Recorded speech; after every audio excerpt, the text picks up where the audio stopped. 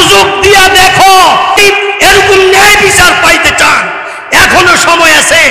সৎ মানুষকে, ইসলামী লিডারকে আইন প্রণেতা হিসাবে বানান, মন্দির পাহারা দিতে হবে না, কোথাও আপনাদের উপরে কেউ জুলুম করার দুঃসাহস পাবে না। তোমাদের মন্দির কারো পাহারা দিতে হবে না, কারো বাবার সাহস হবে না তোমাদের মন্দিরে হামলা করা। গত সপ্তাহে আপনারা একটা বক্তব্য দেখছেন আমাদের জাতীয় মসজিদ বাইতুল মোকাররমের খতিব হযরতুল আল্লাম জনাব মাওলানা মুফতি আব্দুল মালেক সাহেব দামাত বারাকাতুমের জবানে। উনি বলছেন মসজিদে কেবল আসে মানুষ পানি পড়ার জন্য, জাতীয় কোনো ইস্যু নিয়ে মসজিদে মানুষ আসে না। অথচ আমাদেরকে ইমাম মানে, আমাদেরকে খুবই সম্মান করে। জাতীয় মসজিদের ইমামের কাছেও যদি মানুষ পানি পড়ায় নিয়ে আসে, দেশ কিভাবে চলতে হবে এটা জিজ্ঞাসা করবে কার কাছে? যেই জাতি দেশ পরিচালনার কথা ওলামায়ে কেরামদেরকে যতদিন জিজ্ঞাসা না করবে, ওই জাতি এবং ওই দেশ কোনোদিনও ঠিক হবে না। যেই দেশে 300 এমপির মধ্যে একজন এমপিকে দিয়েও মসজিদের মুয়াজ্জিনি চলে না, নিজের মা বাপের জানাজা চলে না, মসজিদের ইমামতি চলে না, ওই মানুষদেরকে আমরা সমাজের দায়িত্ব দেই, একটা উপজেলার দায়িত্ব দেই, একটা সংসদীয় আসনের দায়িত্ব দেই। সংসদীয় আসনের দায়িত্ব দেওয়ার অর্থ হলো তারা হলো আইন প্রণেতা, তারা আইন করবে, তাদের আইনে দেশ চলবে। আমরা মাঝে মধ্যে খুব মিছিল করি, যাহারে কি হইল, দেশটাতে একটা অনইসলামী আইন হয়ে গেল। অনইসলামী আইন হইব না কি হইব? ইসলামী আইন করার জন্য সংসদে আপনারা কারে পাঠাইছেন যে ইসলামী আইন করব? শিয়ালের কাছে মুরগি বাগা দিয়া আবার ভালো চিন্তা। আমি আপনাদের কাছে বলতে চাই, 54 বছরে এই দেশটা বিভিন্ন মানুষ বিভিন্নভাবে শাসন করছে। শুধু কেবল কোরআন হাদিসে মসজিদ ইমামতির কথাই আছে এমনটা কিন্তু না। আপনারা জানেন আমাদের নবীজির জীবন শুরু হয়েছে ব্যবসা দিয়া। আজকে মানুষ, উলামায়ে কেরামরা যদি ব্যবসা করে এটাকে মানুষ খারাপ মনে করে। আপনারা জানেন আমাদের নবীজির দ্বিতীয় জীবন শুরু হলো নবুয়তের পরে ইসলামের দাওয়াত এবং রাষ্ট্র পরিচালনার মাধ্যমে। সাহাবায়ে কেরামদের মধ্যে যেই 4 জন সাহাবী সবচেয়ে দামি খলিফাতুল মুসলিমিন ছিলেন, 4 জন দামি হয়েছেন এবং 4 জন রাষ্ট্রপ্রধান ছিলেন। এর মধ্যে অন্যতম হযরত ওমর রাদিয়াল্লাহু তাআলা আনহু, যিনি অর্ধ পৃথিবী শাসন করছেন। এই 4 জন খলিফার পরেও পর্যায়ক্রমে উলামায়ে কেরামদের দ্বারাতেই দেশ পরিচালনা হইতো, দেশে শান্তি ছিল। আপনারা জানেন ভারতবর্ষ এক সময় মুসলমানরা শাসন করত, উলামায়ে কেরামরা শাসন করত, ওই সময়ও দেশে শান্তি ছিল।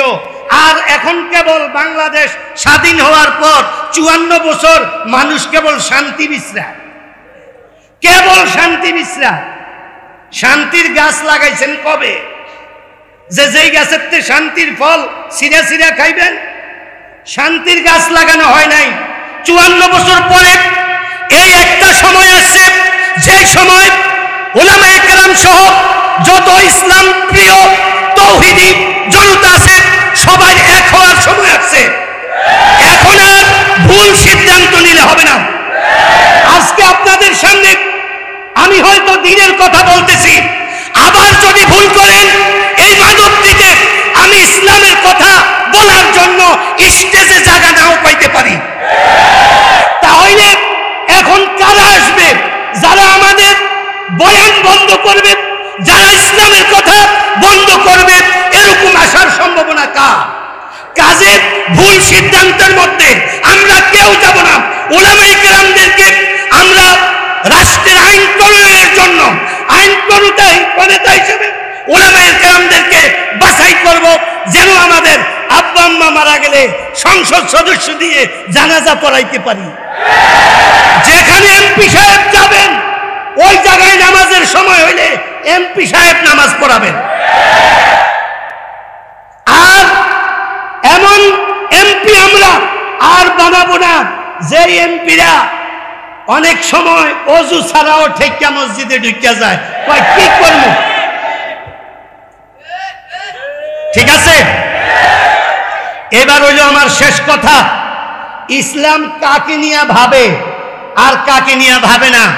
অনেক হিন্দু ভাইয়েরা আমার আওয়াজ শুনতেছেন, আমি আপনাদেরকে বলবো, অনেকে মনে করে হুজুররা আসলে আমগো আর উপায় নাই। আরে ভাই, হিন্দু সমাজ অমুসলিমরা শুনো, ইসলাম শান্তির ধর্ম। আমরা সুযোগ পাই না বিধায় ইসলাম শান্তির ধর্ম তোমাদেরকে বুঝাইতে পারি না। একবার সুযোগ দিয়া দেখো, তোমাদের মন্দির কারো পাহারা দিতে হবে না, কারো বাবার সাহস হবে না তোমাদের মন্দিরে হামলা করা। শুনো ইসলাম কাকে বলে, শুনো, এটাই আমার শেষ কথা। আমাদের নবীজির কাছে এক মুসলমান আর এক কাফেরের মধ্যে একটা বিভেদ হয়ে গেল। মুসলমান ছিল মুনাফিক রূপী মুসলমান। এই মুসলমানে যখন বিভেদ নিয়ে, মুসলমানটা অন্যায়ের পক্ষে ছিল, সে সৎ ছিল না। সে বলল যে এটার বিচার আমি মুহাম্মদ সাল্লাল্লাহু আলাইহি ইসলামের কাছে দিতে চাই। কাফের বলল ঠিক আছে, আমি রাজি আছি। কারণ ওই কাফেরের ধারণা ছিল মুহাম্মদ হইছে এমন এক ধর্মের লিডার যে ধর্মের মধ্যে কোনো অন্যায় বিচার হয় না। কাফের আর মুসলিম চলে আসলো নবীজির কাছে। নবীজি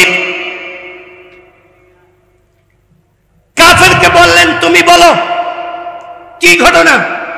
কাফের বলল, তার ঘটনা শুনাইল। নবীজি মুসলমানকে বললেন, সে যে বর্ণনা দিছে তার বর্ণনা কি সত্য? তখন সে বইলে উঠল যে সত্য। সত্যই যেহেতু বলছে, মুসলমানের নবীজির কাছে আসার কারণ কি?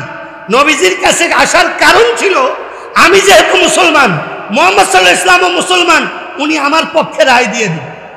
নবীজির সামনে যখন ওই মুসলমান বলল কাফেরের কথা সত্য, নবীজি তাৎক্ষণিক কাফেরের পক্ষে রায় দিয়ে দিচ্ছে।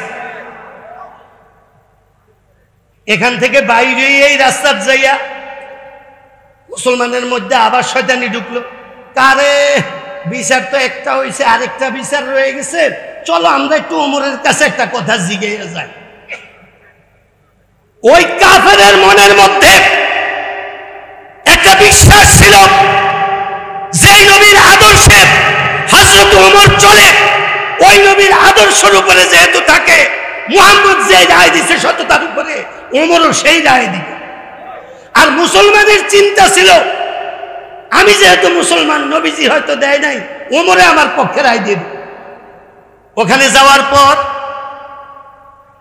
নবী ওই ওমরও আবার কাফেরদের জিজ্ঞাসা করলো, বলো তো ঘটনাটা কি, কি জন্য আসছো? কাফের বলল, দেখেন এই ব্যাপার, আমরা মুহাম্মদ সাল্লাল্লাহু আলাইহি ওয়াসাল্লামের কাছে গেছিলাম, উনি আমার পক্ষে রায় দিছে, কিন্তু সে রাস্তায় আমারে বলতেছে আপনার কাছে নাকি আবার বলতে হইব, আপনি কি বলেন এটা দেখতে হইব।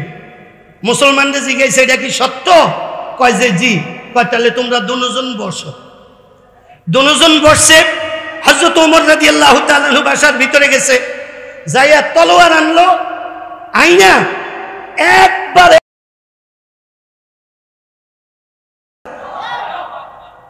তখন বললো এটা কি? কয় মুহাম্মদ সাল্লাল্লাহু আলাইহি ওয়াসাল্লামের বিচারের পরে ওমরের বিচার, এটা ছাড়া আর কোনোটা বাকি থাকে না।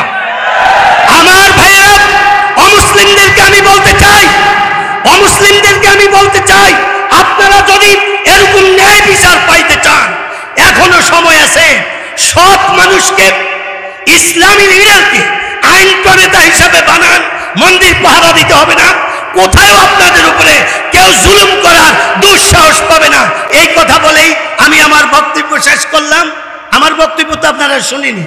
প্রতিদিন আনন্দিত বাইতুল আকসা জামে মসজিদে প্রতি শুক্রবারে জুমা পড়াইতে আসি, ওখানে আসবেন ইনশাল্লাহ, শুনবেন। আসসালামু আলাইকুম ওয়া রাহমাতুল্লাহ। আলহামদুলিল্লাহ।